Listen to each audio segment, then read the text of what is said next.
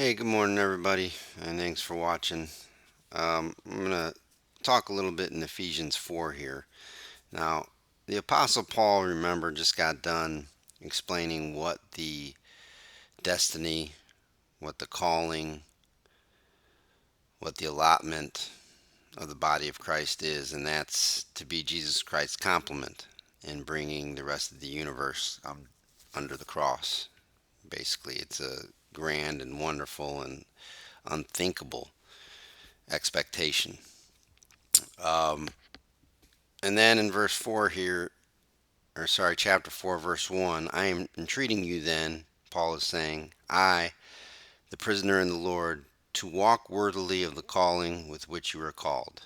And yes, we are supposed to walk worthily of the calling. But here's the thing, we have already been called.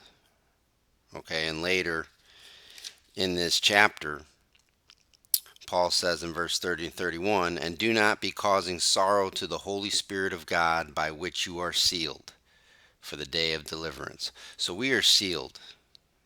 Remember, it is God's choice on who believes and who doesn't. In this letter, in Ephesians chapter 1, verse 4, we are chosen to believe before the foundation of the world. So this is all based on God's choice. In this letter, in Ephesians 2, 9 through 11, we are saved by faith through grace. And this is not of us. It is God's approach present. We are His workmanship. So it's all based on God doing this for us. We cannot get it and we cannot lose it. So if we don't walk worthily, guess what? We're still sealed for the day of deliverance. God is not going to unseal that. And that's a very important concept to understand, because what religion does, and what Paul's going to get into here, what religion does is says that you have to walk worthily in order to be sealed. You have to walk worthily in order to attain what Jesus Christ has done for you. But this is the complete opposite what Paul is saying here. He's saying we should walk worthily because Jesus Christ has already done this for us. If we don't walk worthily, it doesn't change that Jesus Christ has done it for us. It doesn't change the fact that we're saved by grace through faith, because if it does, then that means we are not saved by grace through faith and not of works.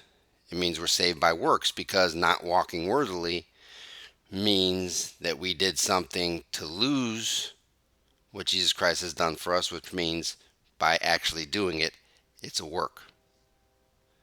Now, I know that's a lot of words, but we have to understand this concept that Jesus Christ has done what He has done. We are saved. We are given His allotment by His death, His entombment, and His resurrection alone. There's nothing we can do to lose that, nothing we can do to get it. It's God's choice since the foundation of the world who would believe this message and come in early. Now we walk worthily, and we don't want to grieve the Spirit, because our natural reaction should be to grow and live in expectation and thanksgiving, which would only cause us to walk worthily. So going on in chapter 4 here, Paul talks about how Jesus Christ ascended to the depths of the earth and death and is going to rise over everybody, and He should be completing all. So Jesus Christ is going to be completing all, and that is what Paul's talking about here in chapter 4. But before he gets into completing all, in verse 14, he says something about religion, or at least what I think is religion. He says that we should be growing in the faith. This is verse 13. And of the realization of the Son of God, growing to be a mature man, to the measure of the stature of the complement of the Christ. So we're made compliments by what Jesus Christ did in His decision. Now we want to grow to be worthy of that.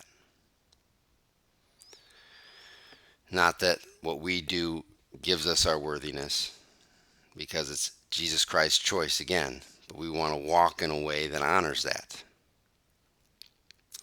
And then verse 14 here, he says that we may by no means still be minors, surging hither and thither and being carried about by every wind of teaching, by human caprice, by craftiness with a view to the systematizing of the deception. The systematizing of the deception. What is that? Well, I'm not really sure, and I'm not going to get into a whole spiel on what that is. But what Paul is talking about here is a calling that we have. And now, since we have that calling, living a certain life of thanksgiving, of expectation, to be worthy of that calling. That's the truth. It's all based on what Jesus Christ did. As you go back to verses 9 through 13 here, how Jesus Christ ascended or descended into the earth and then was ascended up and above everyone and everything, and he is completing all. That's the message. So stick to that, is what Paul's saying here, and grow in that expectation so that you will not stay minors and be surging and basically be taken with any new teaching that you hear and be taken away from the truth of Jesus Christ. I believe that's what religion and religious people do today, and I think that's what Paul's talking about here. Because if you keep your eyes focused on Jesus Christ and Jesus Christ alone and what he did, his faith, his death, his entombment, his resurrection, and that giving us the righteousness and that expectation that he gives us being the drive to live our lives now, then you can't be swayed with any other teaching, because Jesus Christ never changes. But if you adhere to Christians or religion, they come up with new concepts all the time. And they're very knowledgeable. They're very crafty, as Paul says here. Human caprice, which means change in mood or behavior. You look at every Christian religion, every church, they all have different systems. They all have different human beings in there with different moods and behaviors that come up with different rules. That's why all these denominations are different from each other. And they're very crafty. They have so much knowledge. They probably know every Jewish tradition and, what life was like in the, first century. And a lot of them are very knowledgeable. And they're very crafty to try to get us to turn from this message of Jesus Christ. And people turn from it all the time. That's why you have thousands of different churches with thousands of different rules, because people are just swayed everywhere. Well, how can that be if you just stay focused on the one act and the one being of Jesus Christ? You can't sway and bow down to this human caprice or this human craftiness if you stay centered on the realization that it's Jesus Christ that descended to the depths of the earth and then ascended through his death, entombment, and resurrection above every name named. That's what it says here in chapter 4, verse 9 to 13. That never changes. You can't sway from that if you stay focused on that. And that is what's going to keep you driving to walk worthily. That's what's going to develop the maturity in you if you stay focused on that. If you listen to all these crafty people with all their rules, you're going to sway and you're never going to grow, because everything changes and none of it matters. Doesn't matter how much knowledge you have.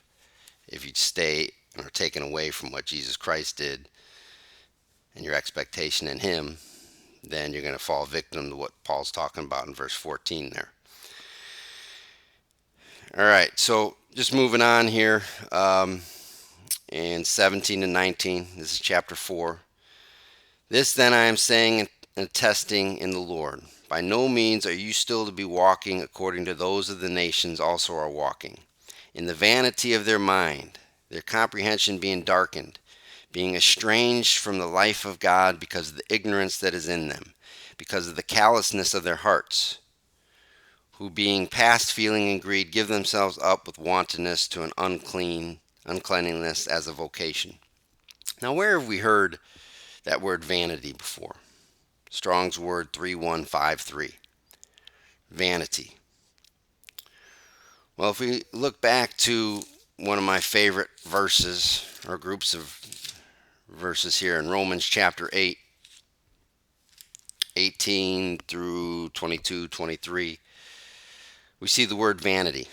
Again, remember, this vanity is described here by Paul in Ephesians as being in the people's mind, a comprehension being darkened, being estranged from the life of God because of the ignorance that is in them. So they're estranged, they're cut off, they're separate from the life of God because their comprehension has been darkened. And here we see that same word, vanity, 3153. I'm reading now in Romans 8:18. For I am reckoning that the sufferings of the current era do not deserve the glory about to be revealed for us. For the premonition of the creation is awaiting the unveiling of the sons of God. For to vanity was the creation subjected, not voluntarily, but because of him who subjects it.